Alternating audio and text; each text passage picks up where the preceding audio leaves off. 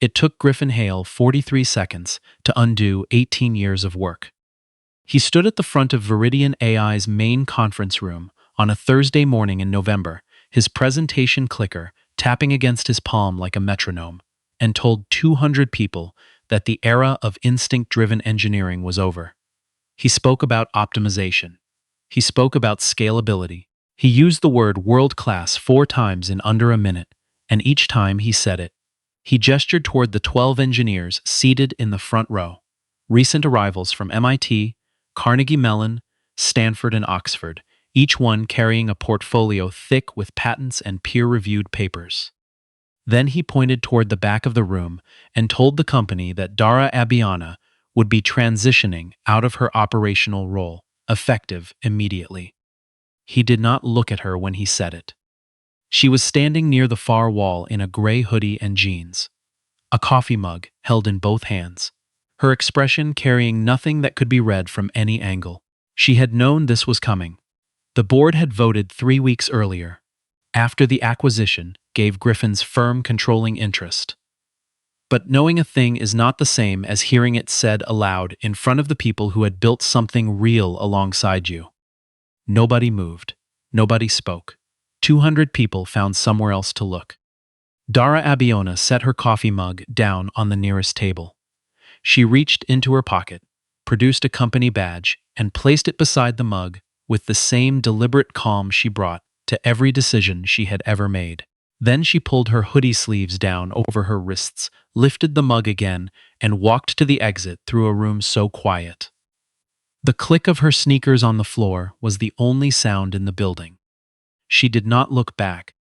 3 weeks later, the most sophisticated artificial intelligence system in the country's private defense sector sat completely dark, refusing every command its 12 most credentialed engineers could throw at it, and the silence inside Veridian AI's server room carried the specific weight of a $2 billion mistake. Dara had built the company in a studio apartment in Memphis, Tennessee, on a second-hand laptop she'd bought from a pawn shop off Summer Avenue when she was 26 years old. She had no computer science degree. She had no formal mathematics training beyond what she had taught herself in the Memphis Public Library after closing time at the restaurant, where she worked doubles on weekends. What she had was a specific and terrifying clarity about how information could be made to learn from itself.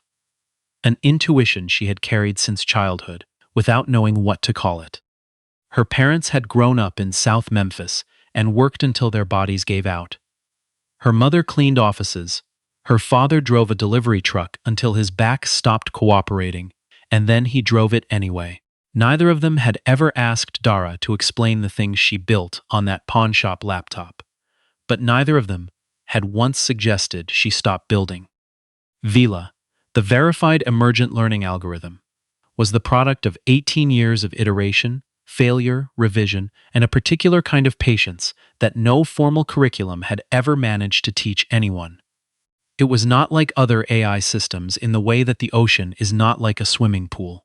It did not run on pattern recognition alone. It learned the way a person learned. Through context, through consequence, through the accumulated weight of everything that had come before. Every company that had tested it reported the same experience. That it seemed to anticipate problems before they became problems. The way a good surgeon senses something wrong in an operating room before any monitor confirms it. Griffin Hale had never been trained by anyone in the traditional sense. At 31, he had spent his entire career being selected. Selected by admissions committees, by venture capital firms, by headhunters who described him as exactly the kind of leader a company needed when it reached Veridian AI's stage of growth. He believed this with the certainty of someone who had never been told he was wrong about anything important, and he wore that certainty in the set of his jaw and the tempo of his speech, always slightly faster than necessary, as if ideas only had value when delivered at pace. He had reviewed Dara Abiona's file during his first week. He had seen the acquisition valuation, $2.4 billion, a number that made her technically a billionaire several times over. and he had felt nothing but confusion about why a person who had built that much would still insist on writing code herself. In his estimation, that was the habit of someone who couldn't let go, a founder's pathology he had read about in every leadership book he owned. He believed that Vila's success was a product of the system, not of any single person, and that a world-class team could optimize it far beyond where one woman's instinct-driven approach had taken it. He reached that conclusion without ever asking her a single question about how Vela actually worked. The 12 engineers arrived on a Monday morning with the kind of confidence that comes from never having faced a problem they couldn't model. Their task was simple enough on paper. Review Vila's core architecture, identify optimization opportunities, and prepare the system for its largest demonstration yet, a live deployment in front of senior Defense Department officials and international partners, the culmination of a contract worth $2 billion over 8 years. They spent the first week doing what they had always done. They ran diagnostics. They mapped the system's neural pathways across 3 different visualization platforms.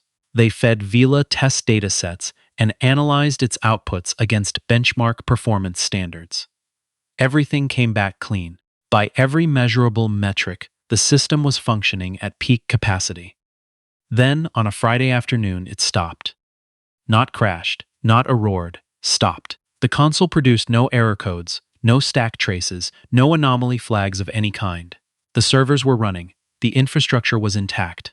By every diagnostic available to them, Vela was present, and yet it would not respond to a single input, would not process a single query, would not produce so much as a character of output. The lead engineer from Stanford ran the startup sequence 3 times and stared at his screen with the expression of a man being spoken to in a language he'd had never encountered before. He pulled up Vila's code base and began reading from the top, methodically, the way you search a building for a fire when you can smell smoke but cannot see flames. His colleagues joined him, each taking a section of the code and combing through it for the fault that all their tools had somehow missed. They found nothing. Not because there was nothing to find, but because the fault did not exist in the parts of the system their training had taught them to examine. They were looking for something broken. What they needed to understand was something that had never been written down anywhere a diploma could point you toward. Griffin watched from the observation deck above the server room and felt his certainty begin to develop a hairline fracture. He had promised the board that the transition would be seamless. He had used that word specifically. The board had repeated it back to him in the minutes of their last meeting, a word now sitting in a legal document alongside a delivery timeline and a penalty clause that none of his previous roles had prepared him to be responsible for. He sent his first message to the engineering team through his assistant at 9 in the evening. He sent the second one at midnight. By the end of the second week, he had walked the server room floor himself for the first time, moving past workstations he had previously observed only through glass, watching 12 engineers in the finest academic pedigrees, money could assemble, sit, hunched over laptops with the same look in their eyes. The particular exhaustion of people who are very good at something discovering that the problem in front of them does not care about that. Calvin Morse had worked at Veridian AI since the company occupied a single floor of a converted warehouse in Memphis. He had been there the first time Vela processed a real dataset. He remembered where he was standing and the sound Dara made when she saw the output. A short exhale followed by a silence that lasted almost a full minute. He had watched her build the system from a proof of concept into something the Department of Defense was willing to pay $2 billion to deploy. And he had spent the last 3 weeks watching 12 engineers from the finest institutions in the world fail to make it say good morning. Late on the 14th night, Calvin stopped looking at the live system and started looking at the history. He requested access to Vila's full commit archive, 18 years of code changes, notes, and annotations, and began reading backward from the present toward the beginning, the way you trace a river to find its source. What he found stopped him cold. Dara had not merely written Vela's code, she had annotated it. Not in standard documentation format, not in comments any automated system would recognize, but in a shorthand she had developed over years of solo work. A private language of initials, symbols, and phrases that described not what each function did, but why it needed to exist. Every major function in Vela's core carried one of her annotations. They were not explanations, they were intentions. And without understanding the intention behind each piece of code, you could not understand what the system was actually listening for. Calvin printed 40 pages of annotations and brought them to Griffin's office the following morning. He laid them on the desk without a word. Griffin read the first 3 pages, then looked up. He said nothing for a long time. That evening, Griffin pulled up footage from Veridian AI's early investor presentations.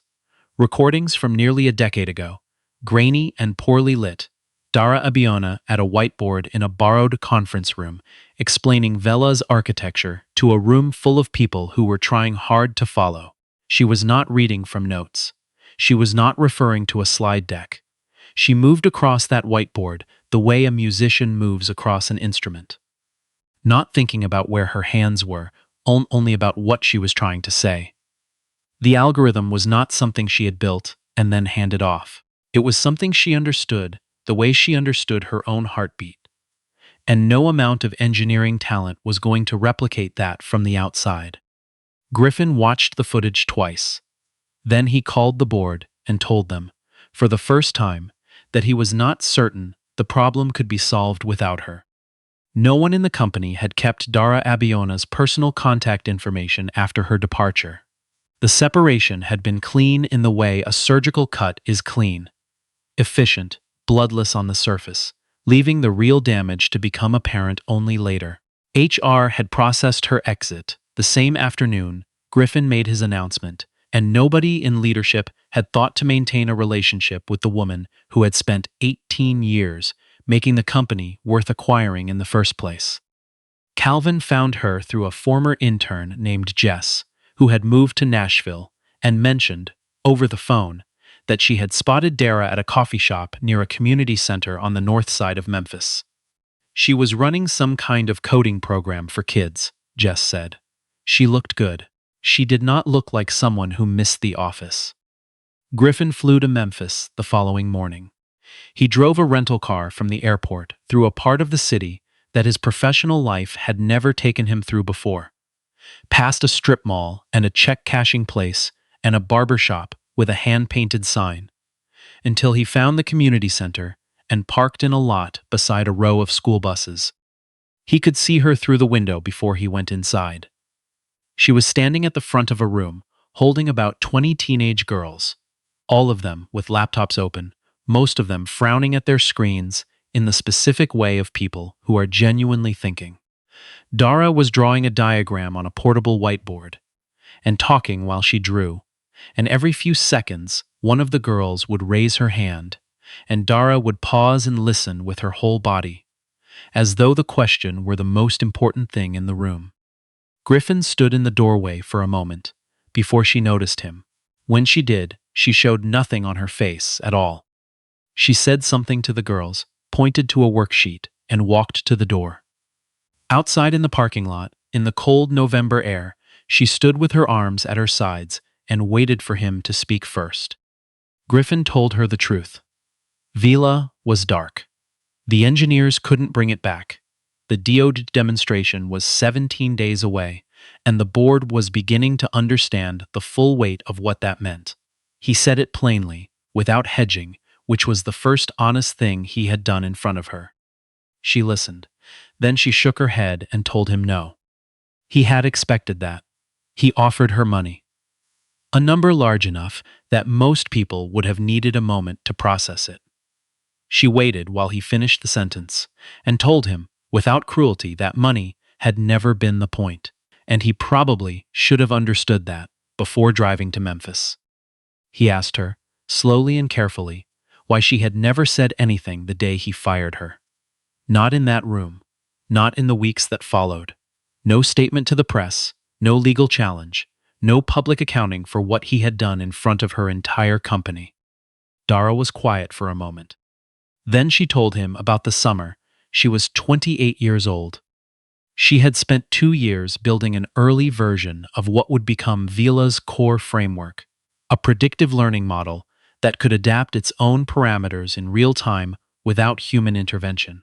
She had traveled to a venture capital summit in San Francisco on a borrowed credit card, pitched the concept to 11 firms in 2 days, and received 11 polite declinations. The feedback, when feedback was given at all, tended to cluster around the same concern. Her background made investors uncomfortable. No degree, no previous exits, no network. One partner told her, in words she had never repeated publicly, that he needed to know the science was coming from a credible source. 7 months later, a man she had never met raised $40 million for a company built on an algorithm that looked, in its fundamental architecture, almost exactly like hers. He had attended her pitch session as a guest of one of the partner firms. She had watched his company get written up in 3 major technology publications, while she sat at a library computer in Memphis and taught herself to write better code than anything he would ever produce. She never sued. She never went to the press.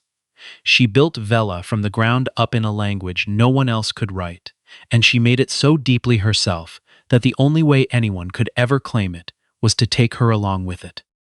Griffin stood in the parking lot and said nothing for a long time. The wind moved through the lot, and somewhere behind him, one of the school buses made a mechanical sound.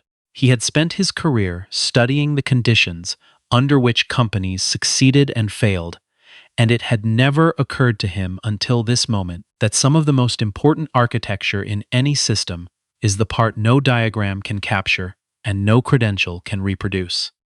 He asked her what it would take. She told him, not a salary, not equity, not a title. $5 million annually, in a permanent unrestricted grant to the program running inside that community center. Her boot camp for black girls from the same North Memphis neighborhoods where she had grown up. No corporate branding attached, no advisory board seats for Veridian AI executives, no reporting requirements. The girls learned to code. That was the entire arrangement. Griffin agreed without hesitation. Then, standing in the parking lot in the cold, he understood that agreeing had been the easy part. She walked back through the front doors of Veridian AI on a Tuesday morning, wearing the same gray hoodie she had worn the day she left, carrying the same coffee mug. The engineering floor went quiet the moment she appeared. Not in the performative way of people manufacturing a moment, but in the involuntary way of a room registering something it hadn't known it was missing. She walked directly to the server room without stopping at anyone's desk. The 12 engineers cleared space for her without being asked. She sat at the central terminal and opened Vila's core framework. She did not run a diagnostic. She did not consult any of the reports the engineers had produced across 3 weeks of work. She read the code the way she might read a letter from someone she had known for a long time. Quickly at first, scanning for tone, then slowing in certain places, her eyes moving back up the screen and then down again, tracking something the others in the room could not see. 4 minutes passed. No one spoke. Then she typed 7 characters into the command line and pressed enter. The response from Vela's core came in stages, the way a building's lights return after a power failure, one system at a time, each one triggering the next, the hum of the servers rising in pitch and complexity, until the entire room sounded exactly the way it was supposed to sound. And the main console screen filled with output, scrolling faster than any human eye could comfortably follow. Vila was running. The engineer from Stanford, who had not slept in 30 hours, made a sound that was not quite a word. The others were silent. They were looking at 7 characters on a screen that had defeated their combined credentials and processing power for 3 weeks.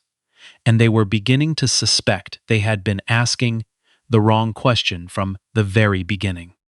Griffin Hale stood on the observation deck above the server room and watched Dara Abiona lean back slightly in her chair and close her eyes for a moment in a way that had nothing to do with exhaustion. He did not reach for his phone to notify the board. He stood on the deck and let the sound of the running servers fill the room. And for the first time in longer than he could honestly account for, he felt genuinely, entirely wrong about something he had been completely certain of. He called an all-hands meeting for the following morning, gathering the full company into the same conference room where he had announced Dara's departure 6 weeks earlier. He did not bring slides. He stood at the front of the room with nothing in his hands and told 200 people that he had made a significant error in judgment. Not a strategic miscalculation, not a process failure, but a failure of understanding about what actually creates value. He said it without softening the edges. He did not describe what he had done as a restructuring or a transition. He said he had made a decision based on credentials and discounted something he had not taken the time to understand, and that the company had nearly paid an enormous price for his certainty. He told them he was sorry. Several people in the room exchanged glances. Nobody could remember the last time an executive had said that particular word in a company meeting without immediately following it with a qualifier. The 12 engineers reacted in a way that surprised everyone watching. In the days that followed, one by one, they approached Dara and asked if she would be willing to teach them. Not what 7 characters to type, but how to read the things she had read before typing them. What she had been listening for. What questions she had been asking that they hadn't known to ask. She agreed to every request. What happened in the weeks that followed was something Veridian AI would spend years trying to describe accurately. Engineers with doctorates sat at terminals beside a woman in a gray hoodie and watched her read code the way a diagnostician reads a face, not searching for what was there, but listening for what the system was trying to say. They learned that Vila was not a product, it was a conversation, and Dara had been the only person in the building who had understood both sides of it. The DIA demonstration took place on a Friday afternoon in a secure facility outside of Washington. Vila ran for 4 hours without interruption, answering queries that the Defense Department's own systems had failed to process, adapting its parameters in real time in ways that made 2 senior technical evaluators set down their pens and simply watch. The contract was confirmed that evening. Dara stood near the back of the observation room during the demonstration, watching the 12 engineers answer technical questions from officials with something approaching fluency. She had spent 3 weeks teaching them, not what she knew, but how she listened, and the difference was beginning to show. Afterward, Griffin offered her a new title, Chief Algorithm Officer, a position that had never existed at Veridian AI before, built entirely around the work she had always done without a name attached to it. The offer came not from the board, but from a petition that had circulated through the engineering floor and collected 217 signatures in under 48 hours. She accepted it. She kept teaching the bootcamp girls on Saturday mornings, still carried the same coffee mug, and still wore the gray hoodie on days when the work was the only thing that mattered. She made a point of sitting with every new hire in their first week, asking questions she already knew the answers to, waiting for the specific moment when they began to understand that Vila was not something you operated. It was something you had to be patient enough to hear. Word traveled, the way it does in industries where everyone knows everyone, and information moves through back-channel messages sent late on Friday afternoons. Other companies began asking questions, not about Vila's architecture, but about Dara.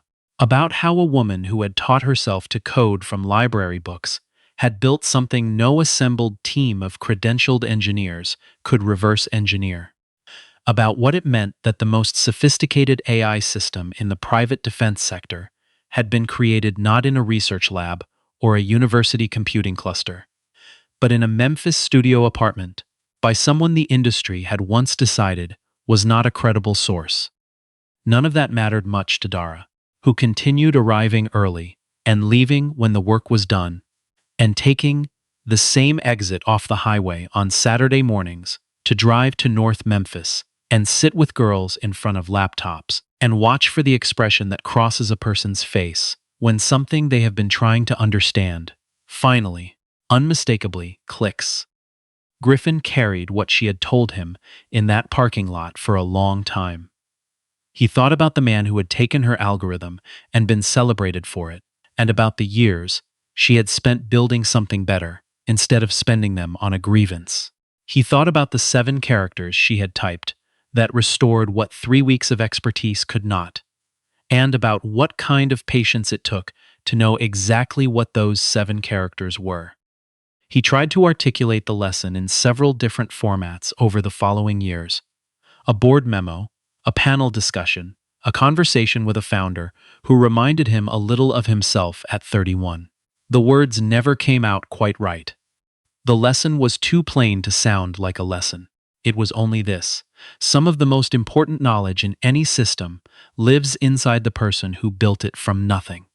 And there is no credential in the world that substitutes for the understanding that comes from 18 years of showing up and refusing to quit. On a Saturday morning in January, in a community center on the north side of Memphis, a 15-year-old girl named Destiny ran her first working function in Python and stared at the screen with an expression Dara recognized from somewhere very far back in her own memory: pure, unqualified astonishment at the fact that the machine had understood her. Dara let the moment sit for a few seconds before she said anything.